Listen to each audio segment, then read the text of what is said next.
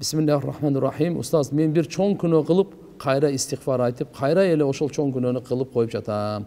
Bir жолу ошол çoğun күнөөнү кылсам, тозоку болуп калайын деп Аллага касам ичип койдум. Ошондон кийин дагы ошол çoğun күнөөнү кылып койдум. Оюмдан сен өлгөн соң дозокко түшөсүң деген ойлор мени өтө эле кыйнап жатат. Жада калса өзүмдү өлтүргөнгө чейин ойлор келди. Ушул нерсени кантип ордуна келтирсе болот? Ошол күнөө иштен тыйыла албай койду. Ал күнөө ишим колум менен кумар болчу, кандыруу болчу дейт. Астагфируллах. Суроону берүү үчүн алыска айылдан келдим Бишкектен. Рахмат. Мындай да туугандар. Мынандай өзү эч качан ант ичпеш керек. Даже жакшы иштерге делечи ант ичпеш керек. Бул аргасыздан болгондон кийин анан кийин ант ичилет да. İmam Şafii rahmetullahi aleyh aytат, даже мен чын туура ишке дагы ант ичпейм дейт. Алланын аты ушунчалык улуу, ал анжынне. А бирок кээде ушундай аргасыз болуп калганда мейли анда ишенбей калып ошондо. А жөндөн жөн эле азамат. А тем более дозокко түшөйүн деп дагы кантип ант ичсин? Андай болбош керек. Киши эриктүү болуш керек, эми азыр эмне кылат эле? Истигфар кылыш керек, тооба кылыш керек. Мүмкүн болушунча ыйлаганга аракет кылыш керек. Эми ошол эми кафара берип коет, кафаранын 10 бейбечарага урсан тогозуп койсун, а мында тооба кылсын, тооба кылсын. Башка эч анын башка жолу жок. Устаз, мен 10 класстı бүтүп, орус тили курсуна баргам. Ал жердеги эжекенин акысын бербедим эле. Мени 5 күн окуткан. Андан бери 3 жыл өттү. Ал эжекени жакшы эстей албайм. Акысын кантем? Кыяматта жоопкерчиликке коркуп турам.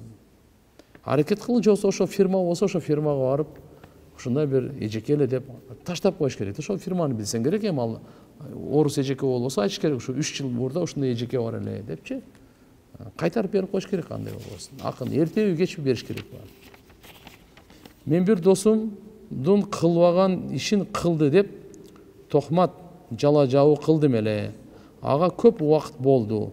Кийин хадистерден гыйбат, ушак, тохмат жала жабуу тууралуу оор хадистерди окуп коркуп жатам.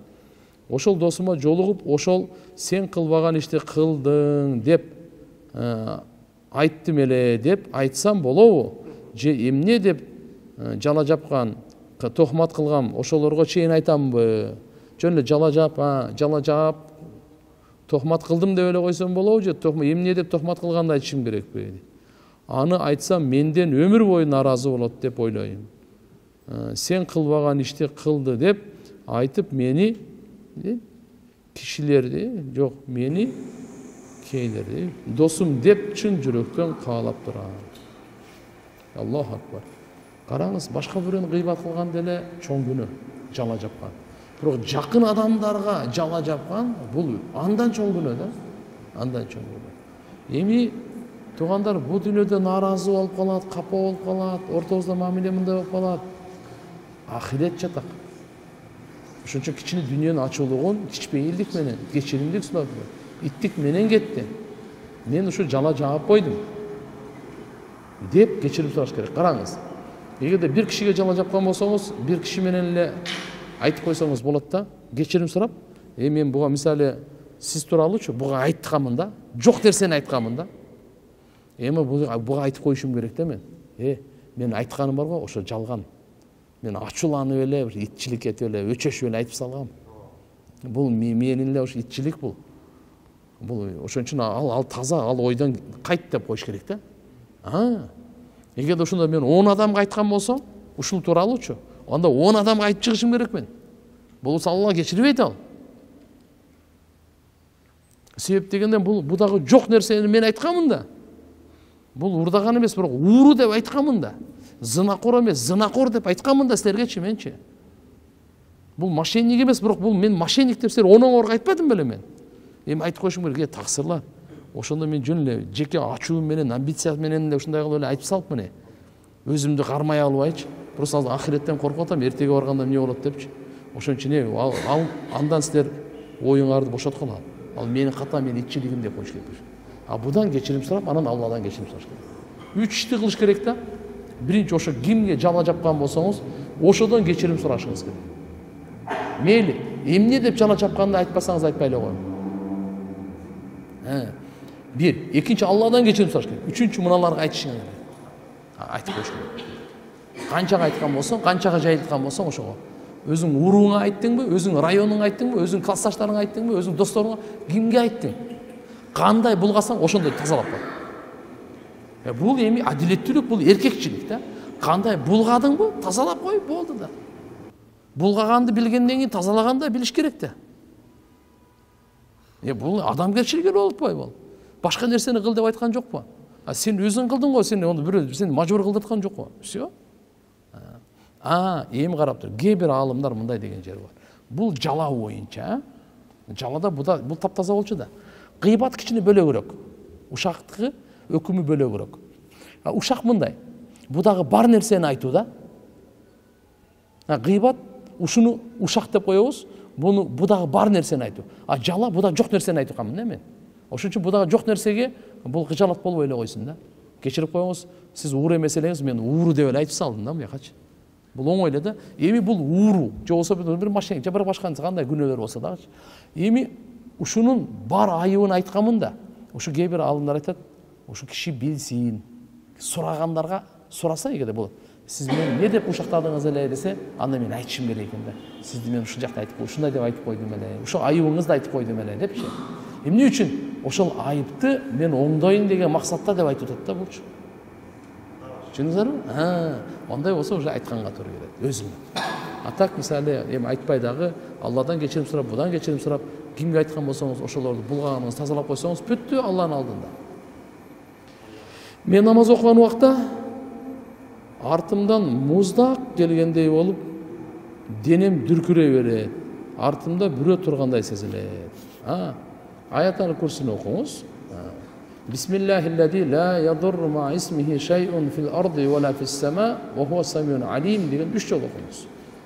Болду, Кудай кааласа ихлас менен окуңуз, бир окуганда жок болот. Ихлас менен окуңуз. Болду, бир окуганда жок болот. Эгерде дагы мисалы сиз ушундай сезиле берсе, ушуну эле окуй бериңиз кайра.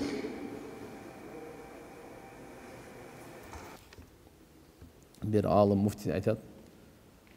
Кеде ога жиндерден мен айтканда Аят-ал Курси окуса, Аят-ал Курси эчтеке жарабайт дейткенде. Эчтеке болбойт экен да. Бир окудум дейт, болбоду дейт. Андан кийин да 3 окудум. Дагы эле мына колуңа эмне келет дейткенде. Мен токтотпой окуй бердим эле, күйүп кетти дейт чалкаланып. Көрдүңүзбү? Кээ бир учурларда ушундай болуп калат таксырлар. 1-2 жолу окуган менен маселе чечилбей калат. Себеп дегенде биз өзү бир окуган менен эле маселе чечилет. Биздин ишенимибиз күнөөгө батканыбыз оорураак болуп атат да.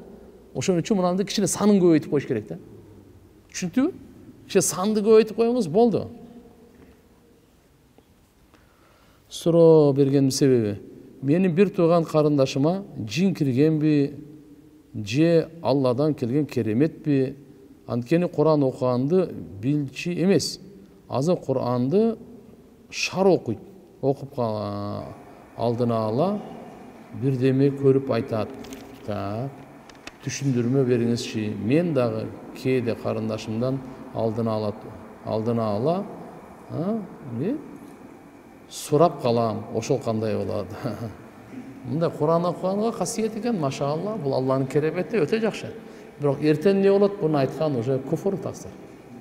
Алладан башка буну эч ким билбейт, эртең эмне болот деген. Прогноз болушу мүмкүн, эртеге жамгыр жаайт же жабайт депчи. Прогноз, болжол. Эртеге Кудай кааласа футбол болот экен, ким жеңет? Прогноз берип кое бер. Бирок сен мынандай деп айтканың чечкиндик эскиндик. Бул нак бакшы, нак көз ачыктык. Буну пайгамбар саллаллаху алейхи вассалам куфур деген.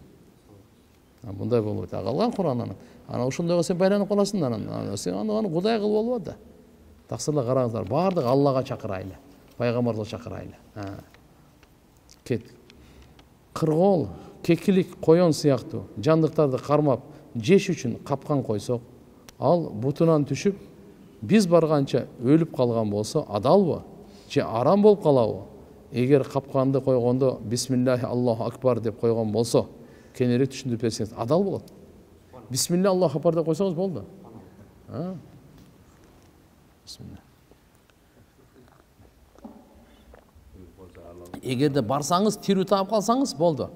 Анда сөзсүз мууздамайынча адал болбойт. азанды убактысынан 10-20 секунд эрте айтса, намаз окуганча болобу? Биз жакта кээде эрте айтып коёбу. Мына сиз айтып аткан 10-20 секунд мейли.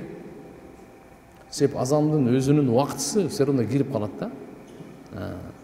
10-20 секунд эчтеке эмес. А кээде мына эми бир аз убакытка чейин азанды 30-40 секунд нары болуп кете турган болсо, жосу 1 минута деп коеюн, азан кайра кайталыш керек анда. Эртерээк айтпаш керек, ошончо убакыт киргенде лучше 1 минут кеч айт, 1 минут эрте айткандан мурда. Эң жакшысы 1 минута, ошо саат көрсөткөн минутадан 1 минут кеч айт, эчтеке болбойт буга. 1 минут эрте айтсаң чатак болот. Бул уже азан болбой калат. Андайды биздеги алхамдулилlah фикх китебинде айткан, азан кайтарылсын деген. Кайра баштан айтсын деген да.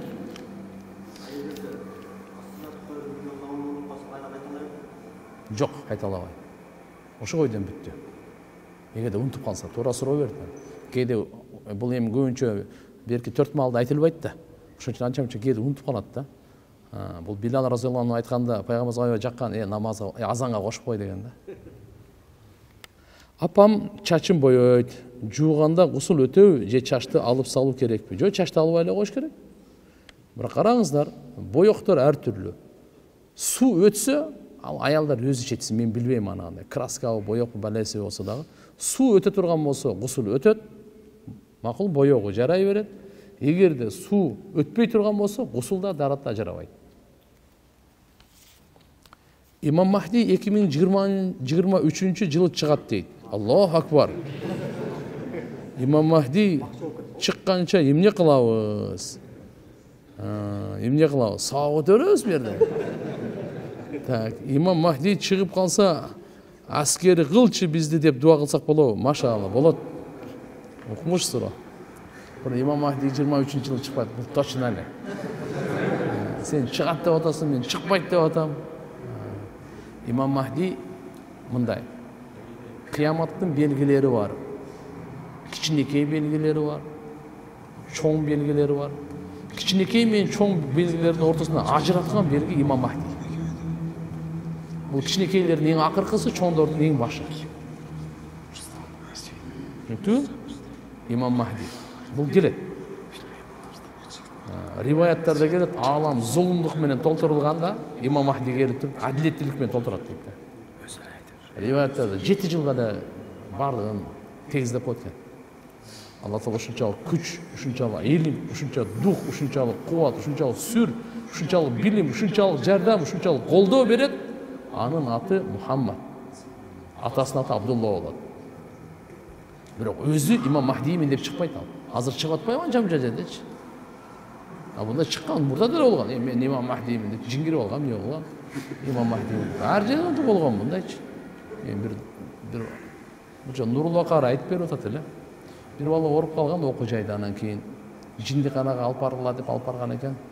Ал алып барса, ал жерде бир солидный эле бир киши отурат экен да, галстукчан, баары чач таркага тараган. Баардыгы жайында, анан кийин анан отуруп анан бул ойлоп тур, бул бирөөнү алып келген окшойт же кандай деп анан кыскасы айтып берем, эмне болду сизге, кандай десе. Анан ал айтат экен да. Мындай өңүнөн башка жакшы эле. Мен пайгамбармын десем ишенбей атат мыналар дейт экен да. Ошон үчүн алып келген экен да, анычы. Мен буларга пайгамбармын десем ишенбей атат. Жакшы сөз айтсам берет деп анан. Тооба кылды. Имам Махдидин өзүнүн аты Мухаммад, атасынын аты Абдулла. Пайгамбарыбыз айткан, аты мен атымдай болот, атасынын аты мен атамдын атындай болот деген. Пайгамбар саллаллаху алейхи ва салламдын урпак Хасан разыяллаху анхунун урпагына барат. Ошондон келет. Пайгамбар саллаллаху алейхи ва салламга жаралуусу окшош болот. Мүнөзү андай болот, эми. Пайгамбардын мүнөзүнө эч ким окшобойт дейм. Жаралуусу, бул Алла Таала ошондой болуп келет. Анан ошо Каабада ошол жерде макам деп коет, макам Ибрахим менен Каабанын ортосунда. Ушул жерден ачык болот да. Бул жерге келгенде буга айтат, сен Имам Махдисиң. Жок, мен мажбур ошол жерде баяат болот да. Ага чейин мынакей чоң окуя болот Имам Махди келет. Бирок мына 22-жылы быйыл 23 эртерээк го дейм да. Кичине бир кошушуңуз керек. Ойлонуп жүрбөйлү да канча кошсок деп. Эмне кылсак да амал кыла бериңиз иншалла. Учур келет, машалла, бар бул. Биз күнөө кылган иштерибиз дагы тагдырга жазылганбы? Так, мен өткөн иштериме өкүнүп көп кайгыра берем. Ошол ишти кылбай эле койсом болмок экен деп үйлөнө элекмин. Мени көп ойлондурганы балдарым кандай болот? Сен кандай болсоң, балдарың дагы ошондой болот дейт го. Ошондой мен билип билбей кылган күнөө иштеримди балдарым кайталап калышы мүмкүнбү? Караңыз, эмне болуп кетти го? Бар тагдырда бар. Жакшы, жаман тагдырда бар нерсе. Өкүнгөнүңүз бул жакшы. Мусулман адам туура эмес кадам таштап, туура эмес сүйлөп алгандан кийин өкүнөт, бул имандын белгиси. Бул өкүнүч Аллага жага турган сыпат. Өкүнбөй койгон ошол коркунучтуу. Алхамдулилля, өкүнгөн бул иншалла жак. Албетте иншалла тооба кылгандан кийин чын тооба боло турган болсо, жок, балдар андай болбойт. Бул жерде тооба канчалык деңгээлде ошону каралат. Намаз тууралуу насаат айтып бериңизчи. Намазда алсыз болуп жатам, убактысы өткөндөн кийин окуу. Алла разы болсун. Эми намаздан алхамдулилля караңыз да. Биз эмне үчүн азыр бүгүн мындай биздин жүрөгүбүздө ишенимчи, бекем ишенимдер бар, шектүү ишенимдер бар. Биздинкинде күмөндүү ишенимдер бар да бизде. Биздеги бекем ишенимдер, мисал айтайын, дүниеге болгон азыр бекем ишеним. Ушул азыр намазым алсыз болуп калды деп атпайбы? Мынакей Махмуд Кашкарийде ким Багымдатка келсе $1000 алат десекчи, ишеними бекем да болчу. Жөн эле келет. Эми сооп болот деп атат мисалы. Пайгамбар саллаллаху алейхи ва саллям айтат. Ким Багымдат намазы жамаат менен окуй турган болсо, түнү бою ибадат кылганды сообун алат деп атат. Мисалы да. Ага келбей атат мисалы. Эмне үчүн? Тиги ишеним күмөндүү да, күмөндүн деңгээлинде. Алсырап. Эгер ишеним бекем болгондочу, өзүбүздү алдай бербейли. Ишеним бекем болгондо жөн эле заставка этет барганга. Күмөндүү болгондон кийин уже мынтип калабыз да. Ошон үчүн эмне кылыш керек? Себеби бул гайыптын маселеси болгондон кийин, сооп бул гайыптын маселеси. Биз намаз тууралуу көбүрөөк сүйлөшүшүбүз керек. Пайгамбарыбыз намаз көзүмдүн кареги деп атса, менин жаным деп атса, мисал айткандачы, менин рахатым, менин шыпам деп атса мындай. Окуй, Абу Хурайра төр намаз оку, намазда шыпа. Билал, айтчы коматты, рахаттанайлы. Намаз бейиштин ачкычы деп аткан болсо, не канча. Биз намаздын фазайылын көп айтышыбыз керек башкаларга. Ошондо жүрөгүбүзгө сезим келет, намазга болгон мухаббат келет, ишеним келет. Намаз менин жашоомду оңдойт деген мына ишеним ушундай болуш керек. Намаз менин жашоомду оңдойт деген бекем ишеним бар. Дуа да кылыш керек анан, я Алла. Айтат го Абу Бакыр Сыдык разыяллаху анху. Илагыла, илей албасаңар, илаганды сүрөтүн коюп, я Алла, намазга бекем кыл. Аракет боло бериш керек. Кудай кааласа Алла таалам жеткирет. Устаз, аманчылык, имамчылыкка кайсыл инсандар чыгуусуна тыюу салынат? Же болбосо жактырылбайт. Мисалы Куранды жакшы окуп, бирок күнөөкөр болсо имамчылыкка өтөбү дейт. Караңыз, имамчылык бул чоң мансап. Пайгамбар саллаллаху алейхи ва салламдын аманаты. Ошон үчүн Курани Каримде, хадистерде бул имамчылык жөнөкөй нерсе эмес, таксырлар бул. Талашып барбаш керек, жоопкерчилиги оор. Берилген болсо мыкты аткарыш керек, сообу зор. Эми бул жерден имамчылыкта ушунчалык маани берилген. Карагыла дегенде биринчи ким илимдүү? Ушул каралат. Алам бис-сунна ким? Экинчиси кырааты каралат. Андан кийин кете берет, ушинтипчи. Жашы каралат, үйлөнгөн, жана башкасы. Эми анын негизи коом аркасындагы коом разы болсун да. Анан кылыгы көп болсочу, анын имамчылыгы уже макруh. Кылыгы көп болсо, тияк-бияк урушкан, жаңжалчаган, бирөөнү каккан, силкиген, урушкан, бирөөнү жеп көргөн, анан кийин күнөө менен арамды менен адалды анча ажыратпаган, бундайлар жакшы эмес. Мисалы эми баягы зынадан төрөлгөн баланын имамчылыгы макруh деп не айтат? Деп аркасында ыктыда кылганда кичине жүрөгүнө бир нерсе алып барат да. Ошон үчүн коом ыраазы болуп отурган баштап. Нааразы болуп иманчылык өтүп алып, давай аркага турула тизилгиле мен окуп берем деп. Бул болбойт бул.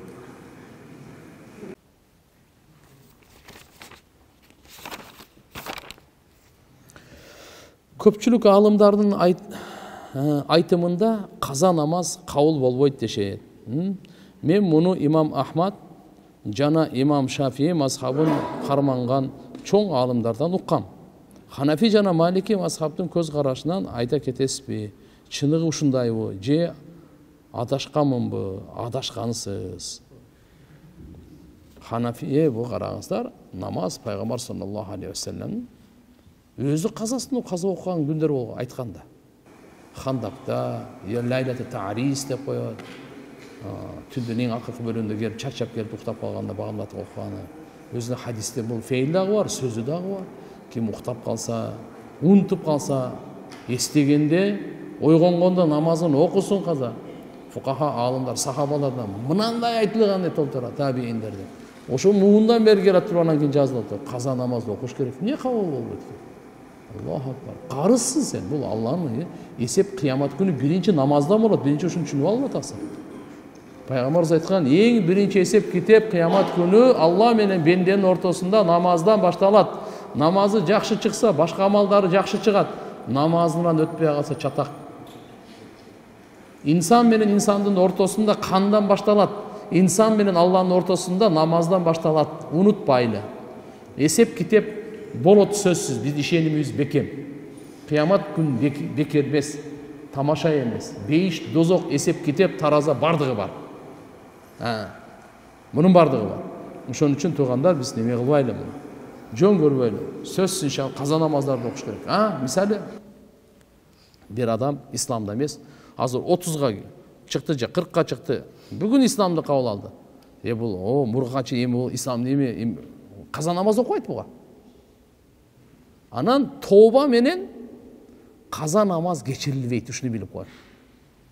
Тахажжуд намазы менен каза намаз кечирилбейт, ушуну билин. Түшүндүңүзбү? Өзүнүн убагында окубай койгон күнөө кечирилет. Кайсы күнөө кечирилет? Өзүнүн убагында. Мына мен 12-13 жашымда намазды өз убагында окушум керек эле.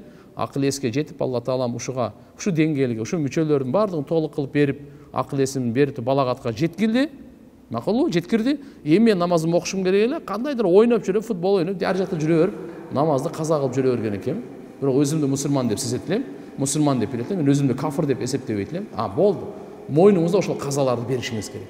Бирок ошол убакта, ошол күндөрү окубай койгондун тооба кылып, ошол убакытта, өз убагында окубай койгондун күнөөсү кечирилет.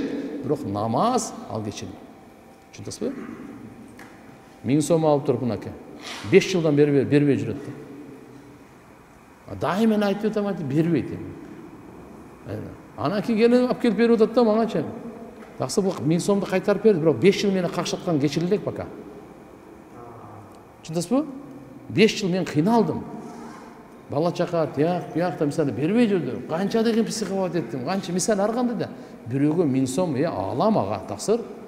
Сизге эртең мененки чай болушу мүмкүн, бирок бирөөгө бул алам. Ага 1000 сомго канча жашайт, канча бала чакасына деп сана. Макулбу? Эми ушу бербей жүргөндө айтам да. Мисалы жоксо мен андан көбүрөөк зорго акча таптыңыз, эптеп, септеп, айлыгыңыз топтоп, бир күндө берип туруңузчу карызга деди дагы 100 000 сомду бердиңиз да. Ушу адам ыймандуу 5 убакыт намаз окуйт деп алып кетти. Жок, таппайсыз, телефон өчүк, үйүнө барып катты. Жок. 5 жыл. Мен эми таксыр кечирип коюң деп 100 000 сомду алып келип атат да. 100 000 сомду мойнунда карызын берип атат, макул. Бирок мына 5 жылдыгы эмне болду буягы таксыр? Буягы кандай болду? Ушунча жыл биз окубай койдук Алла Таалага намаз. Бу дүйнөдөн алып кетип калбаганга шүгүр кылайлы. Ошол тообаңыз менен ушул убакыт кечирилет. Бирок мойнуңузда карыз барго, аны беришиңиз керек. Түшүнүктүү болдубу? Фукахалар, таксырлар, угуп алыңыздар. 13 кылымдан бери китепте жазылган. Тияк-пиякта эле неме кылып эле, бөйрөктөн шыйрак чыгара бербейли. Бу жазылган, жазылган. Макулбу? Устаз, мен бир таксист менен 300 сомго договор кылдым эле. Башка таксист келип 100 сом сунуштады. Мен 100 сомго чыгып кетип, биринчини нааразы Биринчи наразы болуп калды, меники кандай болуп калды? Наразы болуп калды, сиздики кандай болуп калмады эле? Убадага туруш керек да.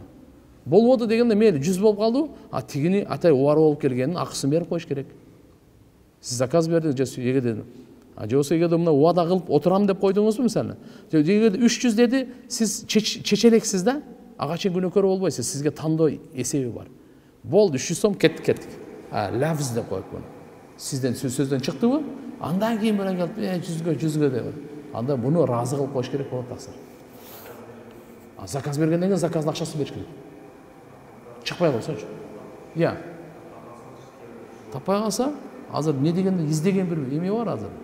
Не деп коет? Служба. Кыскасы мындай ошол күн таап издеп тияк болуп калса жакшы. Болбосо истигфар тоба кылат, башка эмне болот. Ошон үчүн мамиле өтө назик экен да. Башында мен ошон үчүн айтпадымбы? Боптур, жолукканча. Таксыр, корко турган ушул деп атабыз го, жолукпай калышыбыз мүмкүн. Ошон үчүн ар бир мамиледе кимге гана жолукпайлы, жакшы көңүлүн оорутпай коштошойлу да. Ким гана болбосун, мен тааныймынбы, тааныбаймынбы, такси заказ кылдымбы, кылган жокмунбу, соода кыламбы, кылбаймынбы, сапардатам, тартпаймынбы, эмне гана болбосун. Ошон үчүн жакшынакай машаалла бир ак көңүлдө жүрөгүн албай кетсин, мен жүрөгүм албай кетсин. Жөндөн өзү капа болуп кеткен ал өзүнчө. Бирок менин тарабымдан Алланын алдында жаман сөз, зулумдук, аны кордоо, бир нерсесин алуу ушундай болгон жокпу? Ушундай болгон жокпу? Ойлоно турган нерсе ушу.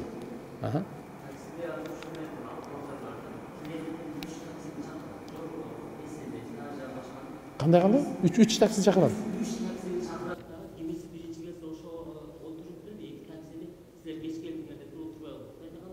Болбойт ал. Болбойт. Бул эгерде байге болсо бөлөк. 3 таксист, биринчи ким келсең давай депчи. Андай эмеспи? Анда экөөнү убара кылба анда. Кээде мондай акыбал баягы болду менде. Эртеңинен Яндекс чыгыра ал десек, Казакка 39 сом ушундай деп турган. Таксини заказ кылып чыгырып койдук.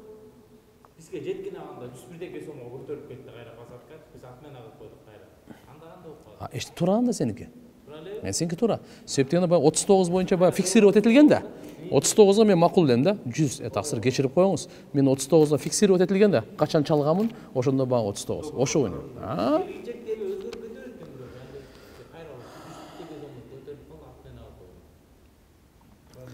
Так, мен көзүмдү сактай албай жатам. Намаздарыма да бекем боло албай жатам. Көп убакытта намаз дейт. Көп убакытта багымдат намазын каза болуп жата. Иманын алсыз болуп жата. Даватка чыгайын десем, үйдөгүлөр каршы. Эгер үйдөгүлөр айтпайга дават чыксам болобу? Анан дагы эс тутум күчөйтүү үчүн, жалкоолуктан кутулуу үчүн кайсыл амалдарды аткаруу керек? Такса септеп даватка чыгып келиң. Сиздики биягы чыгып келиш керек. Өтө эле жалкоо болуп, эс тутум бардыгына эле кирип кетипсиз да. Эле карап. Барып келиш керек карап туруп. Адам өзүн бекемдеп, ата-энелерге да туура түшүнүп, кызмат кылып. Эмне үчүн ата-энелер кайра мисалы даватка чыкпа деп атат? Сен келип мурдагыдай эле болуп өзгөрбөсөң анан коюп алам дейт да, убакытты кетирбей эле кетменди карма дейт да. Сен ошо оңолуп келгенде алар өздөрү айланайын эле барып болот эле да. Ал жактан үчүн биз дават эмне үчүн чыгабыз, аксырлар карагылачы. Өзүбүздү оңдоп, оңолууга кадам ташташ үчүн. Унутпайлычы үчүн. Кичине мүнөзүбүздү оңдойлучу. Ибадатыбызды оңдойлу, ишенимибизди оңдойлу. Мамилебизди оңдойлу, кызматыбызды оңдойлу. Жашоого көз карашыбызды оңдойлу. Ошон үчүн даватка чыгабыз. Кысылып кетти, ооруп кетти, эчтеке эмес. Алла Таала бана. Сен өзүңдү оңдо, Алла бардыгын оңдоп берет. Ошон үчүн пайгамбар саллаллаху алейхи вассалам насааттарында бар. Аслих байнака ва байналлах, аслахаллаху байнака ва байнан-нас. Сен өзүң менен Алланын ортосунда мамилени оңдо, Алла сен менен адамдын ортосунда мамилени оңдойт. Эгерде биз чын жүрөктөн, таксырлар, жалганчы болбой, эки жүздүү болбой, Алла менен мамилени оңдой турган болсокчу, Алла сөзсүз биз менен ата-энебиздин, аялыбыз, бала чакабыздын, досторубуздун мамилесин оңдоп коет. Биздики оңолот, аныкы оңолбосо да биздики оңолот. Биздин күмөнүбүз оңолот ага. Ал мен тууралуу кандай күмөндө болсо боло берсин, бирок менин күмөнүм оңолот. Менин мамилем оңолот, менин кызматым оңолот, менин сүйлөгөнүм оңолот. Түшүндүңүзбү? Ушу оңолуу үчүн даватка чыгат, таксы. Bir саясат үчүн, дүнүйө үчүн, мактаныш үчүн эмес бул. Же убакытты бекер өткөрүп, убакыт өтпөй атты эле ошо барып келейин эми. Андай үчүн эмес таксыр. Биз өзүбүздүн алхамдулилла амалыбызды оңдош үчүн, себеп дегенде биз билебиз, амалым оңолсо дүнүйө оңолот, кабырым оңолот, ахиретим оңолот. Амал оңолсо абал оңолот, дүнүйөм дагы, ахиретим дагы. Демек, абалды оңдой турган Алла оңдойт амалга жараша. Амал туугандар ошону оңдош үчүн даватка чыгат. Так что бул иншалла карап туруп бир кээ-бирлер ар нерсе деп айтып калат. Экөөнү кой берип көр, ким канчалык таква болуп келер экен аны көрөбүз. Мисалы да эми реальный карай турган болсочу, ошон үчүн иншалла өз ибадатыбызды, ишеним акыйдаларыбызды жана алхамдулилла мамилелерибизди оңдогонго. Аял кишиге дават кылса болобу, жакшы жака үндөп, мисалы классташ, группалаштарына сураныч ушул суроого жооп берип коюңузчу. Жо аларга мейли, сиз голосовой менен дават берип коюңуз, кат менен дават берип коюңуз мен. Бирок мындай отуруп алып маектешип эмес да. Сүйлөшүп эмес. Пайгамбар саллаллаху алейхи вассалам айткан, биз алсызбыз таксыр. Бир эркек, бир аял жочун болсо, үчүнчүсү точно шайтан деген да. Үчүнчүсү эмне деген? А как же? Биз өзү адам кармай албайт. Өзүң айта бересиң, мындай депчи. Ошон үчүн мындай нерселерден өзү сактап узагыраак алып жүргөн эле бол. Аялдар да ошондой болсун, кыздар да, мисалы, эркектер деле. Эмне себептен нан менен тузду ыйык көрүп калышкан? Мен уккан элем, бир убакта кыйынчылык, жакырчылык, ачарчылык болгон Средняя Азияга унду чоң акчага жакшы өтө жымны эме жазылып калыптыр да. Кыйын болуп калган. Нан менен мен кандай болсо мына калды. Нан менен тузду чыгараптым таксылар.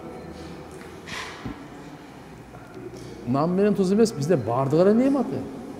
Суу жөнөкөй нерсе. Мисалы да, бардыгы эле Алла берген немат кадырлаганга ылайыктуу, сактаганга ылайыктуу, барктаганга ылайыктуу. Ошон үчүн сууну барктайбыз. Нанды дагы, тузду дагы бардыгын, Биз сүт чыгарган заводда иштейбиз. Үстүнө тыйын кошуп иштейбиз. Бизге иштеген адалбы, анткени сүттүн составында эмне кошуларын билбейбиз. Жакшы күмө менен иштейбиз. Мен билбейм мына нерселерди, кандай кошуп эмне кылып атасыңар? Туурараак, кененирээк айтсаңар, анан кийин жооп берем да. Бияктан билбей калдыр да. Сүт алып сатсаңыз боло берет. Акпы, мен оюмча мисалы карадыңыз, 10 сомдон алдыңыз, 15 сомдон, 20 сомдон, 30 сомдон алып сата берем.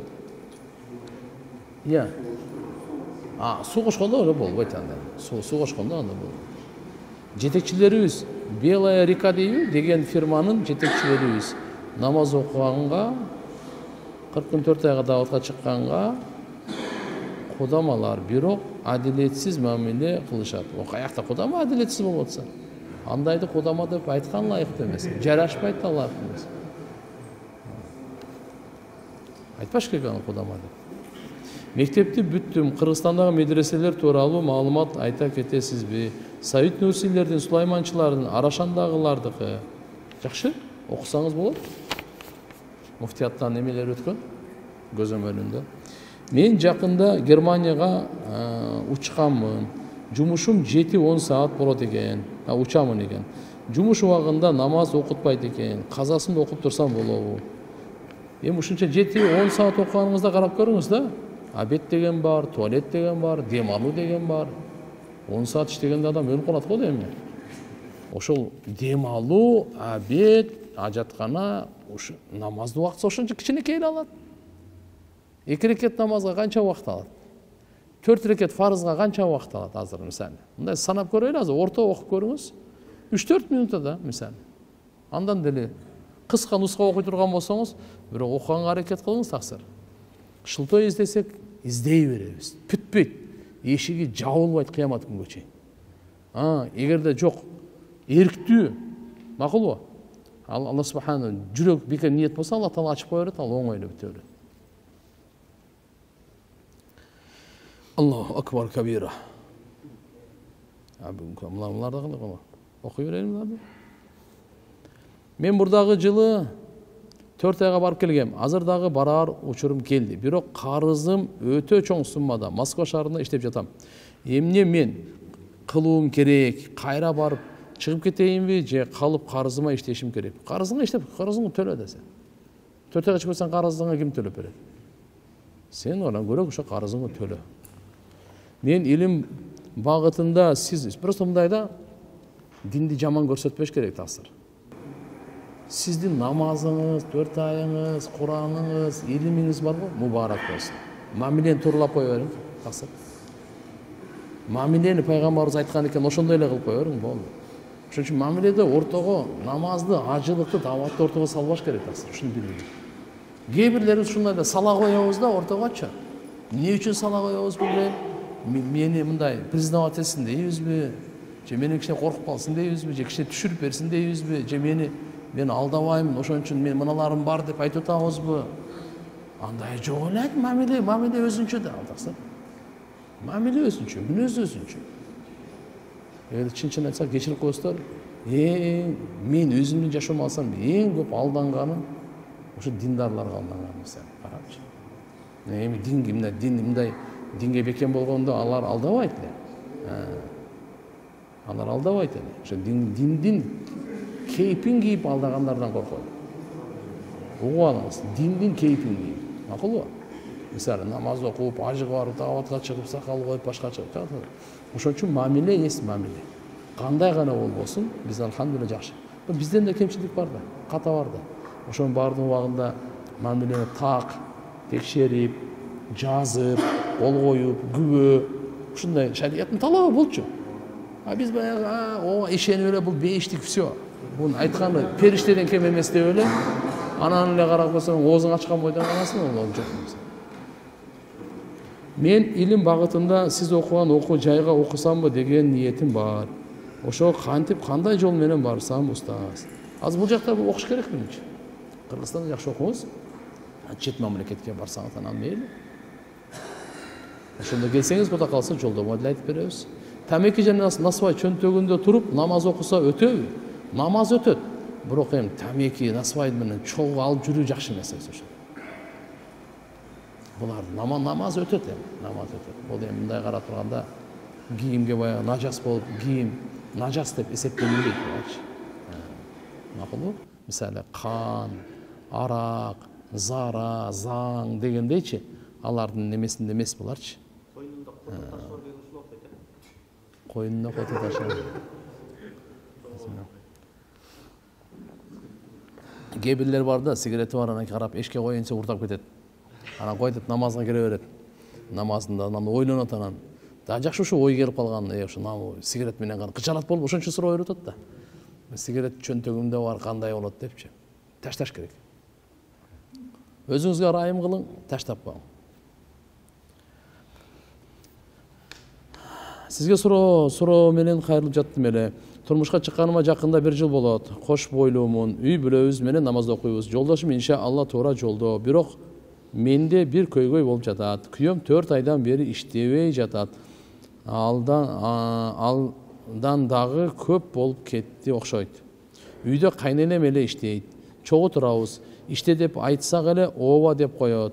Башка жооп ала албайсың. Жакында балалуу болобуз, буюрса. Кантип багабыз деп сурасам унчукпай. Эмне кылсам? Билбейм, анан окуткулай андай. Нормальный адам мындай болбош керек эле чото. Окутуш керек да мындай деме. Ошону дем салдырыш керек муну. Окутпаса болбойт. Кандай бул? Безразличный болбош керек. Эгерде жашоодо кыйынчылык болуп, дуа кылышыбыз керек аслында, күлбөйлү. Ушундай адамдарыбыз бар, коомчулукта. Ал дагы мусулман, ал да Аллахтын бендеси, ал дагы биздин элибиздин жараны. Кандай дедиң? Дуада кылышыбыз керек. Ушундайларга колубуздан келген жардам, насаат, пата. Бирок бул мына күлгөнүбүз аны бир маскаралоо иретинде эмес. Биз мындай деп. Бул жакта эми карап туруп мындай эми жалкоолугуна карап туруп андай болбош керек. Чындап эле. Ден мындай жөн, эгерде жөн дени таза адам мындай отура бербейт. Сөз андай окутуш керек. Эгерде жашоодо кыйынчылык болуп, эне жалгыз бой болсо, турмуш оор болуп жатса, эниге кызмат кылыш керекпи же илим алган жакшыбы? Илим жолундагы бир тууганыбызга ошондой кыйынчылык болуп атыптыр. Караңыздар, илимде фарызды айын билгенден кийин апасына барып кызмат кылсын болду. 7 жыл, 5 жыл, 6 жыл медресе окуган кажети жок ага. Эгерде апасы кызматка муктаж болуп турган болсо, апасынын атасы жок же болсо ажырашып кеткен, ал учурда апасын караганга эч ким жок болсо, шарияттын фатвасы ушундай такса. Парыз айын билесизби? Кичине ишенимиңизди туура, акыйда туурабы? 5 вакыт намазды үйрөндүңүзбү? Адал рызкы болду.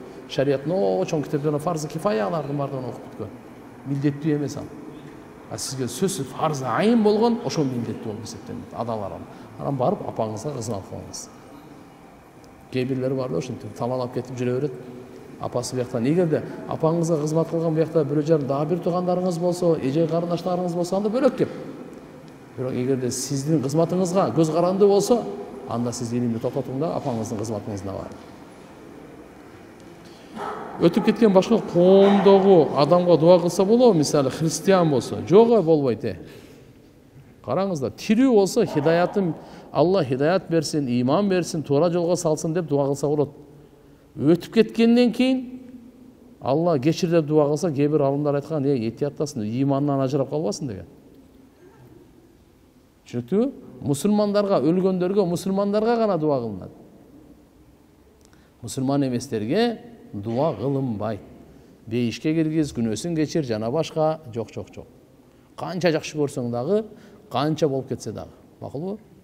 Себеп Алла Таала өзү тыюу салган. Куранда тыюу салган. Ибрахим пайгамбарга, пайгамбар саллаллаху алейхи вассаламга жана башка.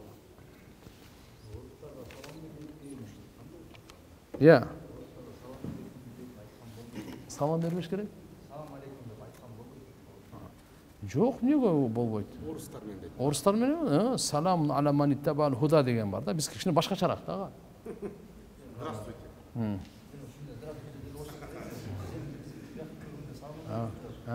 Жок, аларга салам айтпа.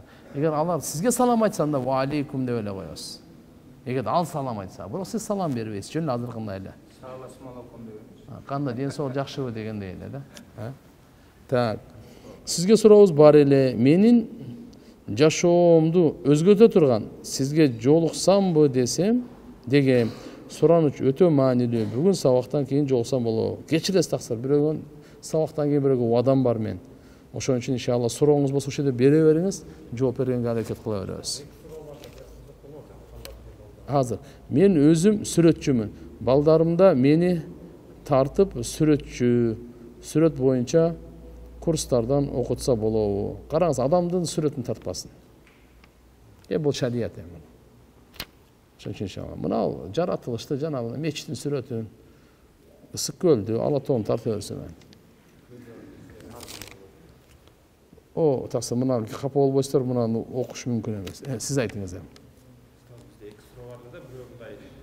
O общий dinge байланыштуу, анан бiri болсо жеке soruda. Birinci sorumuz biz mecitlerде oruç hatım kılabız mı? Şunda biz көп жылдан beri каракелерде алып келип кылабыз да, алып келип кызматын кылып окутуп, hatım kılıp келет. Кетип аткандар ошо эч бир ютубдан да таппадым, иш жерде таппадым. Ошолорго акы чогултулат да, билбейм кимдер кандай түшүнөт эми, просто акча чогултулат. Анан биз беребиз да. Ошондо бергенде мен өтө неудобный акыбалда калам да, кандай болуп калат ушул жагычы. Бул биринчи суроо, ал экинчи суроо жеке суроо. Мында кагазга жазганда түшүндүрө албайм да. Мен сурооңузга жооп берип кетейин, башка түшүнбөй калышат анан. Сиз экинчи суроом, анан үчүнчү суроомду кете берсеңиз, баарыбыз унутуп калабыз биринчи суроом эмне деп. Түшүндүңүздөр да, каракелерге хатым Куранда тыйын чогултуп берүү кандай? Кээ бирлерге неудобный, кээ бирлерге удобный берүү да, таксырлар. Карыларга берүү урмат, сый көрсөтүү максатында бериш керек. Колуңуздан келе бериң. Гериңиз келбей, эч ким мажбурлабайт сизди. Бирок жамааттагы бирөөнү элди мажбурлабасын, айтпасын. Каракеге топтогула, давай чыгаргыла, депчи. Ал андай болбойт. Ким өзүнүн жүрөгүнөн Куранды урматтап, ушунча машалла, мен өзүмгө окуй албайм, ушунча окуп бердим деп жүрөгүнөн берсе, адалдын адалы ушул. Ага дагы, буга дагы. Түшүнүктүбү? Анан азыркындай кылып канча-мынча эми мүмкүнчүлүгү жок да. Сиз мисалы 1000 сом топтойсуз. Мына ал эми 200 сом зорго берет. Анасы болсо эми кичине бүгүн жок болуп атат, эми берейин эле деп атат. Бир бүгүн жок. Эми аргасы сиз ушуга ушундай кылып койдуңуз, тиги бирден карыз алып болсо берейин деп, жосу жүзүн кызартып койдуңуз. Мына болбойт. Ошон үчүн ыктыярдуу, алхамдулилlah, кызыктыруу иретинде машаалла каракеге ким эгерде машаалла жүрөгүнө машаалла ыраазычылык болсо, бирок анын бетинде андай кылбагыла. Анын жүзүндө ал жакшы эмес ал. Ал акчага окуп берген жок силерге. Ахирет үчүн окуп берди, бирок сиздер сый көрсөткөн урматта машаалла берип койсо, адамгерчиликтин туу чокусу